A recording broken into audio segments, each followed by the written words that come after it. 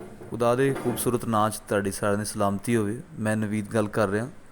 ਇਹ ਕਿਹੜੇ ਬਜ਼ੁਰਗ ਤੁਹਾਨੂੰ ਨਜ਼ਰ ਆ ਰਹੇ ਨੇ ਸਾਹਮਣੇ, ਇਹਨਾਂ ਦੇ ਮੈਂ ਜ਼ਖਮ ਸਾਫ਼ ਕਰ ਰਿਹਾ। ਮੈਂ ਉਦੋਂ ਇਹਨਾਂ ਦੇ ਜ਼ਖਮ ਦੇਖ ਕੇ ਇੰਨਾ ਘਬਰਾ ਗਿਆ ਸਾਂ ਕਿ ਕੁਛ ਕਹਿ ਨਹੀਂ ਸਕਿਆ।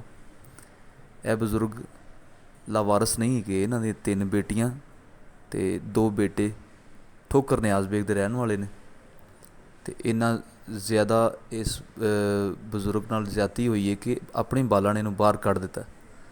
ਅਤੇ ਇਹ ਬਾਹਰ ਫੁੱਟਪਾਥ 'ਤੇ ਪਏ ਸਨ। ਇਹਨਾਂ ਦੇ ਜ਼ਖਮ ਸਾਫ਼ ਕੀਤੇ ਨੇ, ਮੈਂ ਪੱਟੀਆਂ ਕੀਤੀਆਂ ਨੇ। ਮੈਂ ਕਹਿਣ ਦਾ ਮਤਲਬ ਇਹ ਵੇ ਕਿ ਆਪਣੇ ਮਾਂ ਬਾਪ ਦੀ ਇੱਜ਼ਤ ਕਰੋ, ਕੱਲ੍ਹ ਨੂੰ ਸਾਡੇ 'ਤੇ ਵੀ ਇਹ ਵਕਤ ਆਉਣ ਵਾਲਾ ਹੈ। ਸ਼ੁਕਰੀਆ ਜੀ।